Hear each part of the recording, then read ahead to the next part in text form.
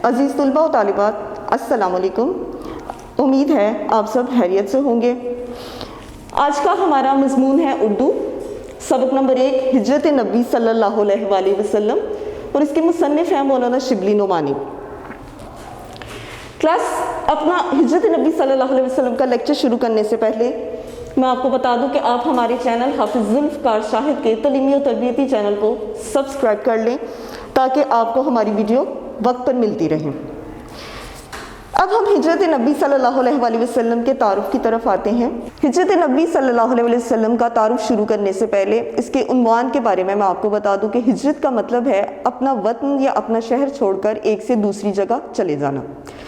اب اس کی پڑھائی کریں گے۔ پڑھائی کے لیے سب سے پہلے صفحہ نمبر 2 آپ کھولیں، وہیں سے اس کی جو پڑھائی ہے وہ انشاءاللہ شروع ہوگی۔ اس وقت جب کہ دعوت حق کے جواب میں ہر طرف سے تلوار کی جھنکاریں سنائی دے رہی تھیں۔ دعوت حق اللہ تعالیٰ کی دعوت یا پھر اسلام کی دعوت۔ تلوار کی جھنکاریں سنائی دینا، دشمن کی موجودگی کا ہونا، دشمن کی موجودگی کا ہونا۔ حافظ عالم نے مسلمانوں کو دارالامان مدینہ کی طرف رخ کرنے کا حکم دیا۔ حافظ عالم اللہ تعالیٰ کی ذات، اللہ تعالیٰ کو کہا گیا ہے حافظ عالم، دارالامان امن کا شہر۔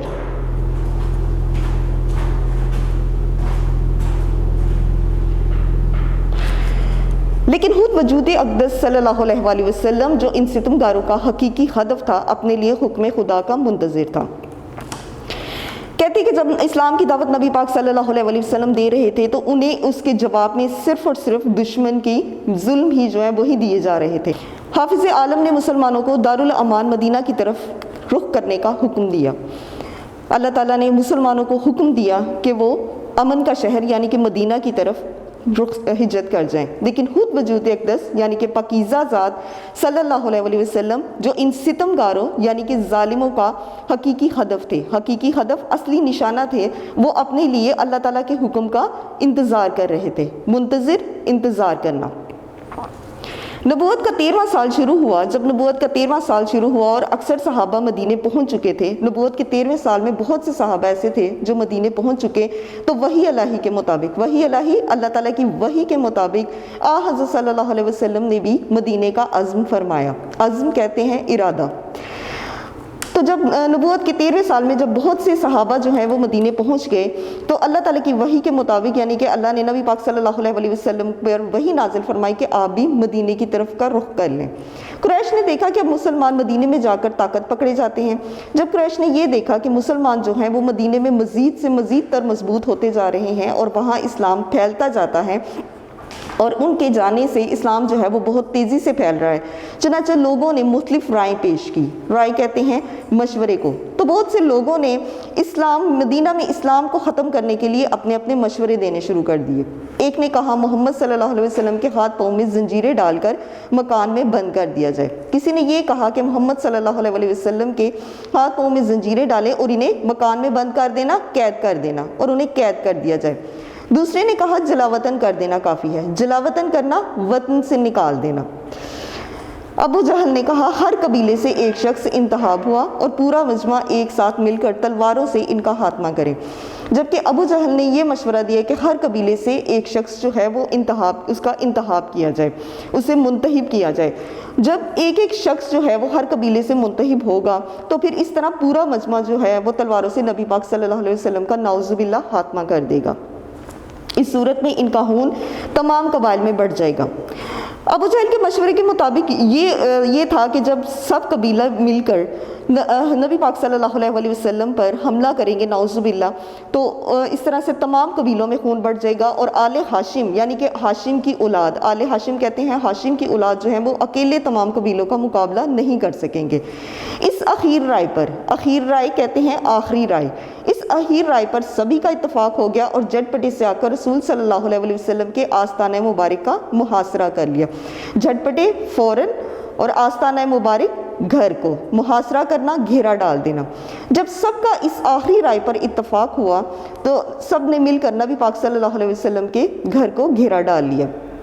اہل عرب یعنی کہ عرب کے لوگ زنانہ مکان کے اندر گھسنا معیوب سمجھتے تھے. زنانہ مکان پردہ نشین عورتوں کو کہتے ہیں. تو وہ کہتے ہیں کہ اہل عرب جو ہیں وہ ایسے گھروں میں یا ایسے مکانوں کے اندر گھسنا برا سمجھتے تھے. معیوب کہتے ہیں برے کو، برا سمجھتے تھے جہاں پر پردہ نشین عورتیں ہوتی تھیں. اس لیے باہر ٹھہرے رہے کہ حضرت صلی اللہ علیہ وسلم نکلے تو یہ فرض ادا کیا جائے.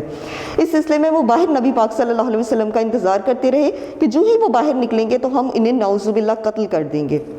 رسول صلی اللہ علیہ وسلم سے قریش کو اس درجہ عداوت تھی. عداوت کہتے ہیں دشمنی کو. نبی پاک صلی اللہ علیہ وسلم سے قریش کو اس قدر دشمنی تھی، تاہم آپ کی دیانت پر یہ اعتماد تھا. لیکن اس دشمنی کے باوجود بھی انہیں آپ کی دیانت داری پر بہت زیادہ اعتماد تھا کہ جس شخص کو کچھ مال یا اسباب امانت رکھنا ہوتا تھا آپ صلی اللہ علیہ وسلم کے پاس لا کر رکھتا تھا. کہتے ہیں کہ نبی پاک صلی اللہ علیہ وسلم سے دشمنی کے باوجود بھی بہت سے قریش یا کفار جو ہیں وہ نبی پاک صلی اللہ علیہ وسلم کے پاس مال اور اپنا سامان جو ہے وہ امانت کے طور پر رکھواتے تھے. اس وقت بھی آپ صلی اللہ علیہ وسلم کے پاس بہت سی امانتیں جمع تھیں. جب نبی پاک صلی اللہ علیہ وسلم ہجرت کرنے لگے تو ان کے پاس بہت سے لوگوں کی امانتیں تھیں. آپ صلی اللہ علیہ وسلم کو قریش کے ارادے کی پہلے سے خبر ہو چکی تھی. نبی پاک صلی اللہ علیہ وسلم کو قریش کے ارادے کا پتہ چل چکا تھا کہ وہ اب میرے قتل کے لیے تیار ہو گئے ہیں. اس بنا پر یعنی کہ اسی وجہ سے جناب امیر حضرت رضی اللہ تعالیٰ عنہ کو بلا کر فرمایا. اس بنا پر جناب امیر حضرت علی رضی اللہ تعالیٰ عنہ کو نبی پاک صلی اللہ علیہ وسلم نے بلایا اور فرمایا مجھ کو ہجرت کا حکم ہو چکا ہے، یعنی کہ اللہ تعالیٰ نے مجھے میرا شہر چھوڑنے کا حکم دے دیا ہے. میں آج مدینے روانہ ہو جاؤں گا. اللہ نے مجھے حکم دیا اور میں حکم الہی کے مطابق مدینے چلا جاؤں گا. تم میرے پلنگ پر یعنی کہ میرے بستر پر، پلنگ کہتے ہیں بستر کو، میرے بستر پر میری چادر اوڑھ کر سو رہو. صبح کو سب کی امانتیں جا کر واپس دے آنا. تم میرے بستر پر ایک رات کے لیے چادر میری اوڑھو اور سو جاؤ، اور جب صبح ہوگی تو تم سب کی امانتیں واپس کر کے میرے پاس مدینے چلے آنا. یہ سخت خطرہ کا موقع تھا.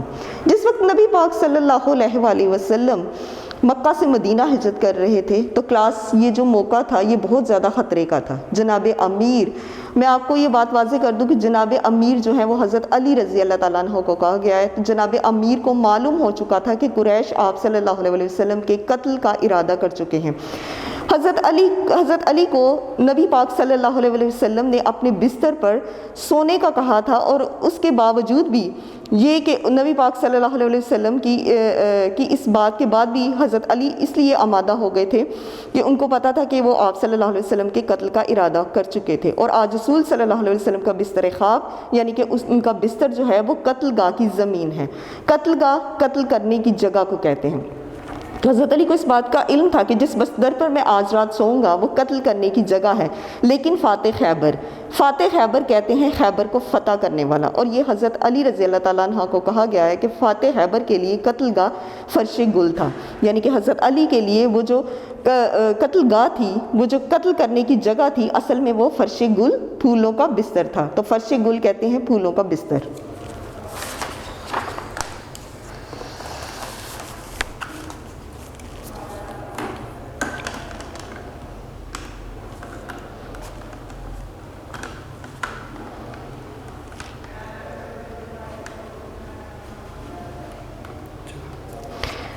اب ہم صفحہ نمبر 3 کی طرف آتے ہیں.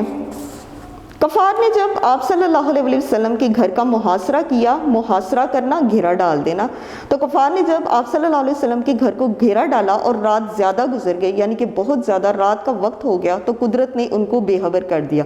قدرت یعنی کہ اللہ تعالیٰ کی ذات نے، تو اللہ تعالیٰ کی ذات نے کفار کو بے خبر کر دیا، یعنی کہ انجان ہو گئے. وہ حضرت صلی اللہ علیہ وسلم ان کو سوتا چھوڑ کر باہر آئے. نبی پاک صلی اللہ علیہ وسلم جب اپنے گھر سے باہر آئے اور انہیں دیکھا کہ وہ سو رہے ہیں، تو نبی پاک صلی اللہ علیہ وسلم نے کعبے کو دیکھا اور فرمایا مکہ تو مجھ کو دنیا سے زیادہ عزیز ہے. عزیز کہتے ہیں پیارا. مکہ تو مجھ کو تمام دنیا سے زیادہ پیارا ہے، لیکن تیرے فرزند کہتے ہیں بیٹے کو، لیکن تیرے بیٹے مجھ کو رہنے نہیں دیتے، لیکن تیرے فرزند جو ہیں وہ مجھے رہنے نہیں دیتے. حضرت ابو بکر رضی اللہ تعالیٰ عنہ سے پہلے قرارداد ہو چکی تھی. قرارداد ہونا، بات طے پانا۔ تو حضرت ابوبکر صدیق رضی اللہ تعالیٰ عنہ سے نبی پاک صلی اللہ علیہ وسلم کی بات طے ہو چکی تھی، اور دونوں صاحب پہلے جبل سور کے غار میں جا کر پوشیدہ ہوئے۔ جبل سور جو ہے یہ مکہ سے 3 میل کے فاصلے پر ایک پہاڑی ہے، اور وہاں پر ایک غار تھا۔ تو نبی پاک صلی اللہ علیہ وسلم اور حضرت ابوبکر صدیق جو ہیں وہ جبل سور کے غار میں پوشیدہ ہو گئے۔ پوشیدہ ہونا، چھپ جانا۔ یہ غار آج بھی موجود ہے اور بوسا گاہ خلائق ہے۔ بوسا گاہ یعنی کہ چومنے کی جگہ، اور خلائق حلقت کو کہتے ہیں، یعنی کہ آج بھی یہ جگہ جو ہے لوگوں کے لیے چومنے کی ہے۔ حضرت ابوبکر رضی اللہ تعالیٰ عنہ کے بیٹے عبداللہ جو نوحیز جوان تھے، نوحیز جوان یعنی کہ نئے جوان ہوئے تھے، اور حضرت ابوبکر صدیق رضی اللہ تعالیٰ عنہ کے بیٹے تھے، شب کو غار میں ساتھ ہوتے۔ شب کہتے ہیں رات کو، تو رات کو وہ غار میں ان کے ساتھ ہوتے، صبح منہ اندھیرے شہر چلے جاتے۔ منہ اندھیرے کہتے ہیں صبح سویرے کو، تو صبح سویرے جو ہیں وہ شہر چلے جاتے، اور رات کو حضرت ابوبکر صدیق اور نبی پاک صلی اللہ علیہ وسلم کے ساتھ ہوتے، اور پتہ لگاتے کہ قریش کیا مشورے کر رہے ہیں، اور پھر وہ اس بات کی خبر لیتے۔ اس بات کی خبر لینے کے لیے وہ صبح جو ہے وہ شہر چلے جاتے، اور یہ پتہ لگاتے کہ قریش جو ہیں وہ اب نبی پاک صلی اللہ علیہ وسلم کے خلاف کیا مشورے کر رہے ہیں۔ جو کچھ خبر ملتی شام کو حضرت صلی اللہ علیہ وسلم سے عرض کر لیتے، جو کچھ بھی انہیں خبر ملتی اس بارے میں تو وہ نبی پاک صلی اللہ علیہ وسلم سے عرض کرتے، آ کر انہیں بتاتے۔ حضرت ابوبکر رضی اللہ تعالیٰ عنہ کا غلام کچھ رات گئے بکریاں چرا کر لاتا۔ بکریاں چرا کر لانا یعنی کہ بکریوں کو گھاس وغیرہ کھلانے کے لیے باہر لے جانا۔ حضرت ابوبکر کا غلام بکریاں چرا کر لاتا، اور آپ صلی اللہ علیہ وسلم اور حضرت ابوبکر رضی اللہ تعالیٰ عنہ ان کا دودھ پی لیتے۔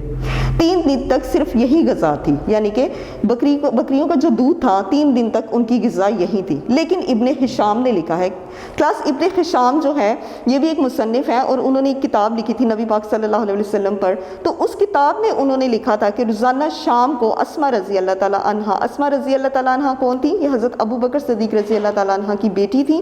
وہ گھر سے کھانا پکا کر غار میں پہنچا آتی تھی۔ اسی طرح 3 راتیں غار میں گزاری۔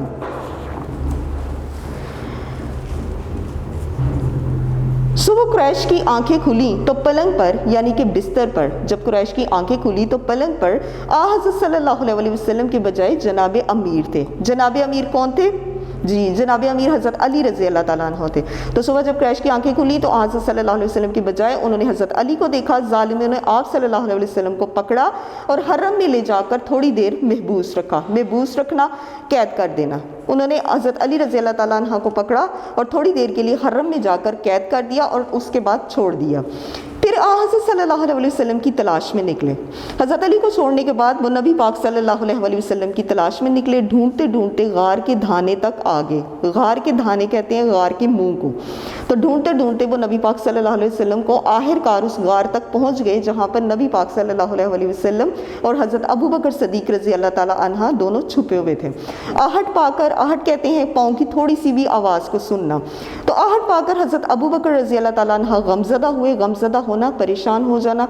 تو حضرت ابوبکر صدیق رضی اللہ تعالیٰ عنہ پریشان ہوئے اور حضرت صلی اللہ علیہ وسلم سے عرض کیا کہ اب دشمن اس قدر قریب آ گئے ہیں کہ اگر اپنے قدم پر ان کی نظر پڑ جائے تو ہم کو دیکھ لیں۔ حضرت ابوبکر صدیق نے نبی پاک صلی اللہ علیہ وسلم سے عرض کیا کہ ہمارے بہت قریب دشمن آ چکے ہیں، یعنی کہ اتنے قریب کہ ہم ان کے پاؤں کو بھی دیکھ سکتے ہیں، اور اگر وہ ہمیں دیکھ لیں، اگر اس طرح سے وہ ہمیں دیکھیں تو ہمارے لیے یہ بہت پریشان کن بات ہوگی۔ آپ صلی اللہ علیہ وسلم نے فرمایا لا تحزن ان اللہ معنا، گھبراؤ نہیں، بے شک اللہ ہمارے ساتھ ہے۔ قریش نے اشتہار دیا تھا۔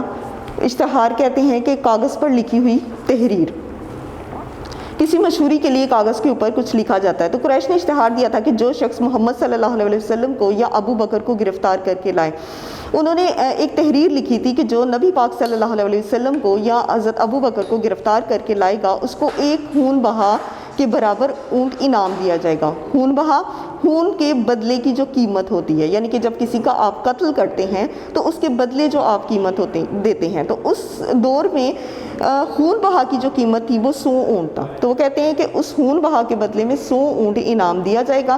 سراقہ بن جشم نے سنا، سراقہ بن جشم نے سنا تو انعام کی امید میں نکلا۔ سراقہ بن جشم جو ہے وہ اس وقت ایک جو ہے آدمی تھا جو پھر رہا تھا نبی پاک صلی اللہ علیہ وسلم کی تلاش میں، تو انعام کی لالچ میں وہ جو ہے وہ نکل گیا، این اسی حالت میں کہ آپ صلی اللہ علیہ وسلم روانہ ہو رہے تھے۔ اسی وقت جو ہے جب نبی پاک صلی اللہ علیہ وسلم مدینہ کی طرف روانہ ہو رہے تھے تو سراقہ بن جشم نے بھی اس اعلان کو سننے کے بعد آپ صلی اللہ علیہ وسلم کو گرفتار کرنے کے لیے نکلا۔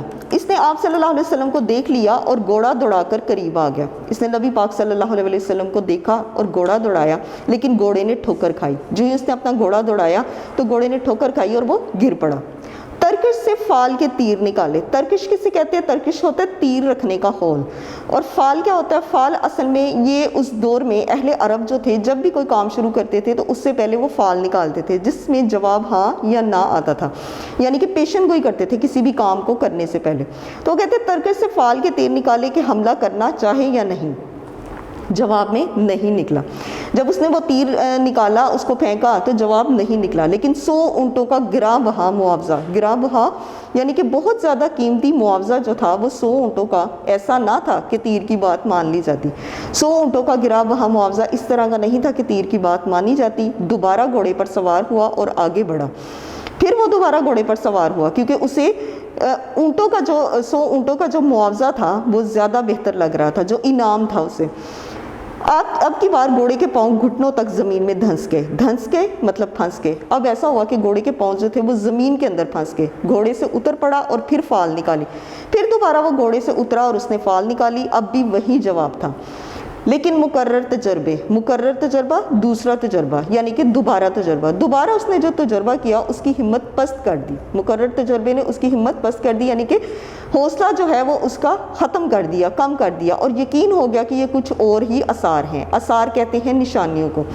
اس کی ہمت جو ختم ہو گئی تو اسے اس بات کا یقین ہو گیا کہ یہ کچھ اور نشانیاں ہیں۔ حضرت صلی اللہ علیہ وسلم کے پاس آ کر قریش کے اشتہار کا واقعہ سنایا۔ وہ نبی پاک صلی اللہ علیہ وسلم کے پاس آیا اور اس نے قریش کے اشتہار کا یہ واقعہ سنایا اور درخواست کی کہ مجھ کو امن کی تحریر لکھ دیجیے، یعنی کہ اس نے نبی پاک صلی اللہ علیہ وسلم کو یہ واقعہ سنایا کہ قریش جو ہے وہ آپ کو گرفتار کرنے کے لیے انہوں نے انعام مقرر کیا ہے، لہٰذا آپ جو ہے وہ مجھے امن کی تحریر لکھ دیں۔ حضرت ابو بکر رضی اللہ تعالیٰ عنہ کے غلام عامر بن فہیرہ نے چمڑے کے ایک ٹکڑے پر فرمان امن لکھ دیا۔ حضرت ابو بکر رضی اللہ تعالیٰ عنہ کا جو غلام تھا اس کا نام عامر بن فہیرہ تھا، اس نے چمڑے کے ایک ٹکڑے پر فرمان امن لکھ دیا۔ فرمان امن کہتے ہیں امن کا حکم نامہ، یعنی کہ نبی پاک صلی اللہ علیہ وسلم کی طرف سے قریش مکہ کو فرمان امن کا حکم نامہ لکھ دیا گیا۔ تشریف آوری کی خبر مدینے میں پہلے پہنچ چکی تھی۔ کلاس چونکہ اب نبی پاک صلی اللہ علیہ وسلم چونکہ مدینے کی طرف ہجرت کر چکے تھے، اور ان کی جو تشریف آوری کہتے ہیں تشریف لے جانا، تو ان کی تشریف آوری کی جو خبر تھی وہ مدینے میں پہنچ چکی تھی۔ تمام شہر خماتن چشمے انتظار تھا۔ خماتن یعنی کہ تمام کو کہتے ہیں، مکمل کو کہتے ہیں، تو وہ کہتے ہیں تمام شہر جو ہیں چشمے انتظار کرنے والی آنکھیں، تمام شہر کے جو لوگ تھے ان کی آنکھیں جو ہیں وہ شدت سے نبی پاک صلی اللہ علیہ وسلم کا انتظار کر رہی تھی۔ معصوم بچے فخر اور جوش میں کہتے پھرتے تھے کہ پیغمبر صلی اللہ علیہ وسلم آ رہے ہیں۔ معصوم بچے جو ہیں وہ بڑے جوش سے یعنی کہ بڑی خوشی سے اور بڑے فخر سے کہتے تھے کہ نبی پاک صلی اللہ علیہ وسلم ہمارے شہر مدینہ تشریف لا رہے ہیں۔ پیغمبر لوگ ہر روز تڑکے سے نکل کر شہر کے باہر جمع ہوتے۔ تڑکا کہتے ہیں صبح سویرے کو، تو لوگ جو ہیں وہ روزانہ صبح سویرے نکلتے، شہر کے باہر جمع ہوتے اور دوپہر تک انتظار کر کے حسرت کے ساتھ واپس چلے آتے۔ حسرت کہتے ہیں مایوسی کو۔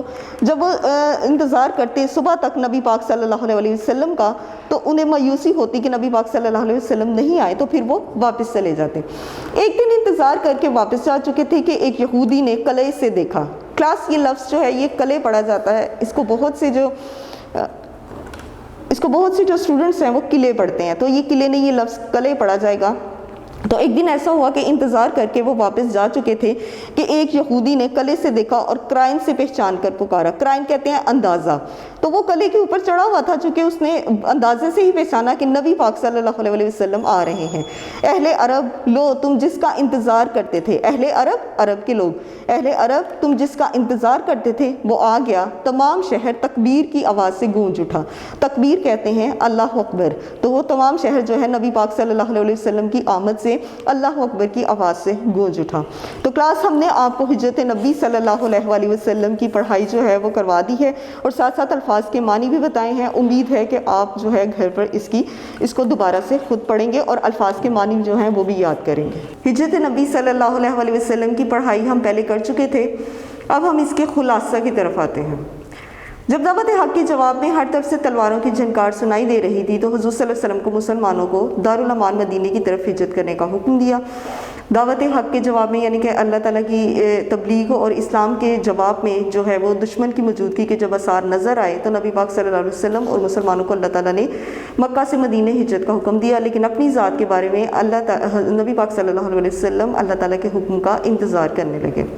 جب نبوت کا 13واں سال شروع ہوا اور اکثر صحابہ اکرام رضی اللہ تعالیٰ عنہ مدینے پہنچ گئے، نبوت کے 13ویں سال میں بہت سے صحابہ جب مدینہ پہنچے تو بحکم خدا کے حکم کے مطابق حضور صلی اللہ علیہ وسلم نے بھی مدینے کی طرف عزم فرمایا، یعنی کہ مدینہ جانے کا ارادہ کیا.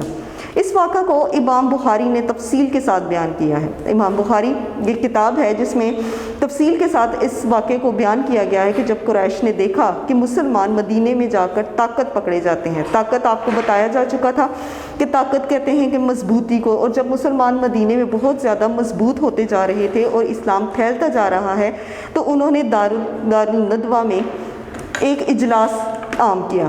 دارالندوہ یہ ایک جگہ کا نام تھا جہاں پر مشورے وغیرہ کیے جاتے تھے. تو اس دارالندوہ میں جو ہے وہ ایک اجلاس کیا گیا جس میں ہر قبیلے کے رئیس شامل تھے. رئیس کہتے ہیں امیر ترین لوگوں کو، جس میں ہر قبیلے کے امیر لوگ شامل تھے. کسی نے نعوذ باللہ محمد صلی اللہ علیہ وسلم کو زنجیروں میں جکڑنے کا مشورہ دیا. ایک نے کہا کہ انہیں جلا وطن کر دیا جائے، یعنی کہ وطن سے نکال دیا جائے. تو قریش مکہ جو ہیں یہ سارے مشورے مل بیٹھ کر رہے تھے. ابو جہل کی رائے یہ تھی، یعنی کہ اس نے اپنا مشورہ یہ دیا کہ ہر قبیلے سے ایک شخص منتخب ہو، یعنی کہ اس کا انتخاب کیا جائے اور پورا مجمع کہتے ہیں گروہ کو، تو پورا گروہ جو ہے وہ ایک ساتھ مل کر تلواروں سے ان کو قتل کر دے، نعوذ باللہ. تو یہ ابو جہل نے یہ مشورہ دیا کہ سب مل کر، سارے قبیلے کے جو گروہ ہیں وہ مل کر جو ہے نبی پاک صلی اللہ علیہ وسلم کا نعوذ باللہ قتل کریں. ان کا خون تمام قبیلوں میں بٹ جائے گا، اور اس طرح جو ہے وہ ان کا خون قبیلوں میں بٹے گا اور کسی کو یہ نہیں پتا ہوگا کہ یہ کس قبیلے نے کیا. تو اس کے لیے اس نے جو ہے وہ یہ رائے دی کہ ہر قبیلے سے ایک ایک آدمی لیا جائے گا، اور آل ہاشم یعنی کہ ہاشم کی اولاد جو ہے وہ تمام قبیلوں کا مقابلہ نہیں کر سکیں گے. رائے پسند کی گئی. ابو جہل نے جو بھی رائے دی اسے پسند کیا گیا، اور شام کے وقت حضور صلی اللہ علیہ وسلم کے آستان مبارک یعنی کہ ان کے گھر کو گھیرا ڈال لیا گیا. قریش حضور صلی اللہ علیہ وسلم کی دعوت حق کی مخالفت کرتے تھے، لیکن آپ صلی اللہ علیہ وسلم کی دیانت پر ان کو پورا یقین تھا. دعوت حق یعنی کہ اسلام کی دعوت کے وہ مخالف تو بہت تھے، لیکن نبی پاک صلی اللہ علیہ وسلم کی ایمانداری اور دیانت پر یقین تھا، اور وہ اپنی امانتیں آپ صلی اللہ علیہ وسلم کے پاس رکھا کرتے تھے. ان کے پاس جو بھی امانتیں ہوتی تھیں وہ نبی پاک صلی اللہ علیہ وسلم کے پاس رکھواتے تھے. اس وقت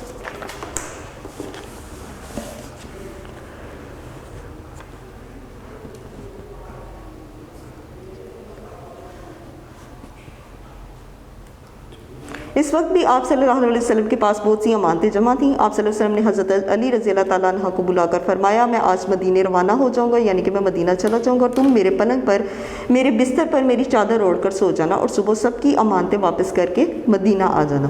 یہ سخت خطرے کا موقع تھا کیونکہ حضرت علی رضی اللہ تعالیٰ عنہ کو علم ہو گیا تھا، انہیں پتہ چل گیا تھا، علم ہونا پتہ چل جانا.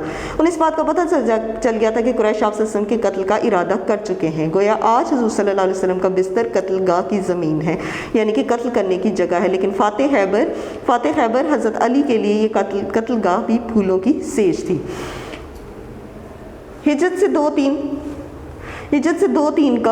تین دن قبل حضور صلی اللہ علیہ وسلم دوپہر کے وقت حضرت ابوبکر صدیق رضی اللہ تعالیٰ عنہ کے گھر تشریف لائے. فرمایا مجھے آپ سے علیحدگی میں ایک مشورہ کرنا ہے. پھر فرمایا مجھے اللہ تعالیٰ نے ہجرت کرنے کی اجازت دی ہے، یعنی کہ حکم خدا بندی ہے کہ میں مکہ چھوڑ دوں. حضرت ابوبکر صدیق رضی اللہ تعالیٰ عنہ بھی نہایت بےتابی کے ساتھ، یعنی کہ بے چینی کے ساتھ جانے کی اجازت چاہی. آپ نے فرمایا ٹھیک ہے. حضرت ابوبکر صدیق رضی اللہ تعالیٰ عنہ نے ایک صحت مند اونٹنی معمولی قیمت پر پیش کی. حضرت ابوبکر صدیق نے انہیں نبی پاک صلی اللہ علیہ وسلم کو ایک صحت مند اونٹنی جو ہے وہ ایک بہت سی معمولی قیمت پر انہیں پیش کی، یعنی کہ تحفتاً دی. حضرت اسماء رضی اللہ تعالیٰ عنہ والدہ حضرت عبداللہ بن زبیر رضی اللہ تعالیٰ عنہ نے سفر کا سامان تیار کیا اور ناشتہ دان میں 2-3 دن کا کھانا رکھ دیا. حضرت اسماء رضی اللہ تعالیٰ عنہ حضرت ابوبکر صدیق کی بیٹی تھیں اور یہ والدہ حضرت عبداللہ بن زبیر کی تھیں. کفار نے جب آپ صلی اللہ علیہ وسلم کے گھر کا محاصرہ کیا، گھیرا ڈالا، تو رات کافی گزر گئی۔ قدرت نے محاصرہ کرنے والوں کو بے خبر کر دیا، قدرت نے یعنی کہ اللہ تعالیٰ کی ذات نے گھیرا ڈالنے والوں کو انجان کر دیا۔ حضور صلی اللہ علیہ وسلم نے مکہ کو خیرباد کہا، خیرباد یعنی کہ اللہ حافظ کہہ دینا۔ نبی پاک صلی اللہ علیہ وسلم نے مکہ کو چھوڑا، اس سے اللہ حافظ کہا اور محاصرہ کرنے والوں کے درمیان سے گزر کر غار ثور تک پہنچ گئے۔ یہ غار آج بھی بوسہ گاہ حلائق ہے، یعنی کہ لوگوں کے لیے یہ آج بھی غار جو ہے چومنے کی جگہ ہے۔ حضرت ابو بکر صدیق رضی اللہ تعالیٰ عنہ کے بیٹے عبداللہ رات کو غار میں سوتے، صبح اندھیرے صبح منہ اندھیرے کہتے ہیں صبح سویرے کو، تو منہ اندھیرے جو ہے وہ شہر جا کر پتہ کرتے کہ قریش کیا مشورہ کر رہی ہیں، جو خبر ملتی وہ شام کے وقت نبی پاک صلی اللہ علیہ وسلم کو بتا دیتے۔ حضرت اسماء رضی اللہ تعالیٰ عنہ روزانہ غار میں کھانا پہنچا آتی، اسی طرح 3 راتیں غار میں گزری۔ صبح کو قریش کی آنکھیں کھلیں تو پلنگ پر نبی پاک صلی اللہ علیہ وسلم کی جگہ قریش نے حضرت علی رضی اللہ تعالیٰ عنہ کو دیکھا۔ قریش نہایت غصے میں آئے جب انہوں نے نبی پاک صلی اللہ علیہ وسلم کی جگہ حضرت علی کو دیکھا اور حضور صلی اللہ علیہ وسلم کو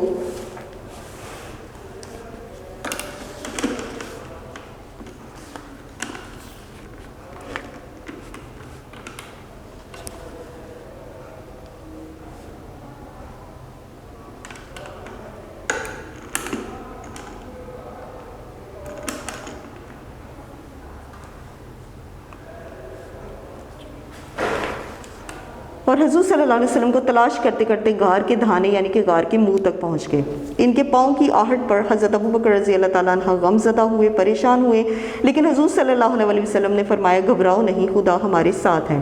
چوتھے دن آپ صلی اللہ علیہ وسلم غار سے نکلے۔ عبداللہ بن علی عریقت ایک با اعتماد کافر کو اجرت پر مقرر کر لیا گیا۔ عبداللہ بن علی عریقت یہ ایک کافر کا نام تھا اور با اعتماد جس پر اعتماد کیا جائے، تو اسے کچھ معاوضہ دے کر جو ہے وہ قائم کیا گیا، مقرر کیا گیا۔ وہ آگے آگے راستہ بتاتا جاتا تھا اور اس کا کام تھا کہ وہ راستہ بتاتا تھا۔ ایک رات دن برابر چلتے گئے، اسی طرح نبی پاک صلی اللہ علیہ وسلم اور حضرت ابو بکر صدیق جو ہیں وہ دن رات چلتے گئے۔ دوسرے دن دھوپ سخت تھی۔ حضرت ابو بکر رضی اللہ تعالیٰ عنہ نے چاہا کہ رسول صلی اللہ علیہ وسلم سائے میں آرام فرما لیں۔ ایک چٹان کے نیچے سایہ نظر آیا، سواری سے اتر کر زمین جھاڑی۔ حضرت ابو بکر صدیق نے یہ چاہا کہ نبی پاک صلی اللہ علیہ وسلم تھوڑی دیر آرام کریں، لہٰذا انہوں نے ایک سواری سے اتر کر زمین جھاڑی اور جو ایک چٹان کے نیچے کی جگہ تھی۔ حضور صلی اللہ علیہ وسلم نے آرام فرمایا، پھر کھانے پینے کی چیز تلاش کرنے لگے۔ حضور صلی اللہ علیہ وسلم نے تھوڑا سا بکری کا دودھ پیا۔ قریش نے اعلان کیا تھا کہ جو شخص حضور صلی اللہ علیہ وسلم کو یا ابو بکر رضی اللہ تعالیٰ عنہ کو گرفتار کر کے لائے گا اسے 100 اونٹ انعام دیا جائے گا۔ قریش نے اعلان کیا، اشتہار دیا تھا، جیسا کہ آپ کو پہلے بھی بتایا جا چکا تھا کہ نبی پاک صلی اللہ علیہ وسلم کی گرفتاری کے لیے اشتہار دیا گیا تھا اور وہ تھا 100 اونٹ انعام۔ سراقہ بن جشم نے آپ صلی اللہ علیہ وسلم کو دیکھ لیا، اس نے پیچھا کیا لیکن اس کا گھوڑا ٹھوکر کھا کر گر پڑا۔ بار بار کوشش کے باوجود وہ ناکام رہا۔ نبی پاک صلی اللہ علیہ وسلم تشریف آوری کی خبر مدینے میں پہلے ہی پہنچ چکی تھی، یعنی کہ بار بار ٹھوکر کھانے سے مراد ہے کہ جب وہ ناکام ہوا، اس نے بہت زیادہ کوشش کی تو پھر اس نے نبی پاک صلی اللہ علیہ وسلم سے فرمان امن لکھوایا تھا۔ نبی پاک صلی اللہ علیہ وسلم کی تشریف آوری کی خبر جو ہے وہ مدینے میں پہنچ چکی تھی۔ چھوٹے بڑے سب ہر روز صبح سویرے نبی پاک صلی اللہ علیہ وسلم کا انتظار کرنے کے لیے شہر سے باہر نکل جاتے اور دوپہر کو حسرت یعنی کہ مایوسی کے ساتھ واپس آ جاتے۔ جب لوگوں کو حضور صلی اللہ علیہ وسلم کی تشریف آوری کا علم ہوا، جب لوگوں کو اس بات کا علم ہوا کہ نبی پاک صلی اللہ علیہ وسلم مدینہ تشریف لا رہے ہیں، تو وہ جوش مسرت سے گھروں سے باہر نکل آئے۔ جوش مسرت یعنی کہ خوشی سے وہ جو ہے وہ اپنے گھروں سے نکلے۔ پردہ نشین خواتین، پردہ نشین یعنی کہ پردہ کرنے والی جو عورتیں تھیں، انہوں نے اپنے چھتوں پر چڑھ کر نبی پاک صلی اللہ علیہ وسلم کا دیدار کیا، یعنی کہ انہیں دیکھا۔ معصوم بچیوں نے دف بجا کر، دف جو ہے وہ اس زمانے میں بجائی جاتی تھی جب کوئی خوشی کا موقع ہوتا تھا یا کوئی تقریب ہوتی تھی تو دف بجائی جاتی تھی۔ معصوم بچیوں نے دف بجا کر گیت گائے، تمام شہر اللہ اکبر کی آواز سے گونج اٹھا۔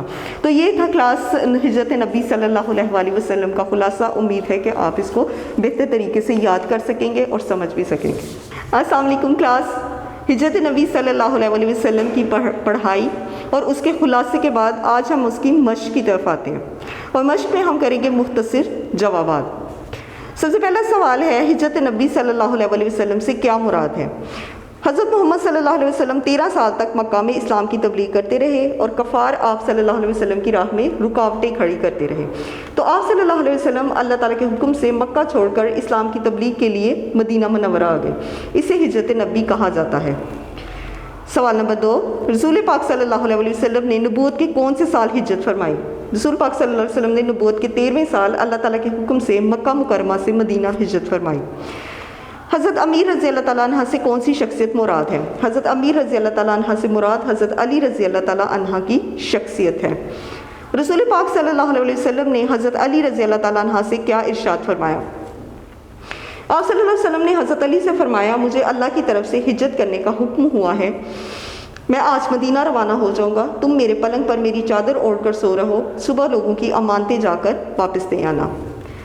حضرت اسماء رضی اللہ تعالیٰ عنہ کون تھیں؟ حضرت اسماء رضی اللہ تعالیٰ عنہ حضرت ابوبکر صدیق رضی اللہ تعالیٰ عنہ کی بیٹی تھیں۔ جب نبی پاک صلی اللہ علیہ وسلم مکہ سے ہجرت کر کے مدینہ جا رہے تھے اور راستے میں غار ثور میں قیام کیا تو حضرت اسماء رضی اللہ تعالیٰ عنہ آپ صلی اللہ علیہ وسلم کو 3 دن تک اسی غار میں کھانا پہنچاتی رہیں۔ قریش نے رسول پاک صلی اللہ علیہ وسلم اور حضرت ابوبکر صدیق رضی اللہ تعالیٰ عنہ کو گرفتار کرنے کا کیا انعام مقرر کیا؟ قریش نے اعلان کیا کہ جو شخص حضرت محمد صلی اللہ علیہ وسلم یا حضرت ابوبکر صدیق رضی اللہ تعالیٰ عنہ کو گرفتار کر کے لائے گا اسے 1 خون بہا کے برابر یعنی 100 اونٹ انعام میں دیا جائے گا۔ سراقہ بن جشم کیسے طائب ہوا؟ جب سراقہ بن جشم نے انعام کا اعلان سنا تو وہ آپ صلی اللہ علیہ وسلم کی تلاش میں نکلا۔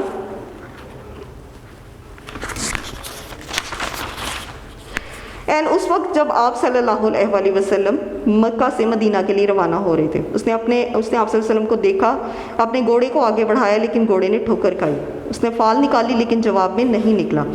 اس کے باوجود اس نے دوبارہ گھوڑے کو آگے بڑھایا، اس بار گھوڑے کے پاؤں گھٹنوں تک زمین میں دھنس گئے۔ بار بار ایسا ہونے پر اس کی ہمت ٹوٹ گئی اور اس نے حضور صلی اللہ علیہ وسلم سے معافی مانگی۔ متن کو مد نظر رکھتے ہوئے موضوع الفاظ کی مدد سے خالی جگہ پور کیجیے۔ کلاس آپ کو یہ بات بتا دے کہ یہ ویسے تو یہاں پر خالی جگہ لیکن کبھی کبھی یہ MCQs کی صورت میں بھی جو ہے وہ آ جاتے ہیں، اس لیے یہ آپ کو کروانا ضروری تھا۔ حافظ عالم نے مسلمانوں کو دارالامان ڈیش کی طرف رخ کرنے کا حکم دیا، مدینہ کی طرف۔ نبوت کا ڈیش سال شروع ہوا اور اکثر صحابہ مدینہ پہنچ چکے تو وحی الہی کے مطابق حضرت صلی اللہ علیہ وسلم نے بھی مدینہ کا عزم فرمایا، یعنی کہ 13ویں سال۔ اس وقت بھی آپ صلی اللہ علیہ وسلم کے پاس بہت سی ڈیش جمع تھیں، امانتیں۔ ڈیش کو معلوم ہو چکا تھا کہ قریش آپ صلی اللہ علیہ وسلم کے قتل کا ارادہ کر چکے تھے، جناب امیر۔ ڈیش سے پہلے قرارداد ہو چکی تھی، حضرت ابوبکر صدیق رضی اللہ تعالیٰ عنہ۔ اسی طرح ڈیش راتیں غار میں گزاری، 3 راتیں۔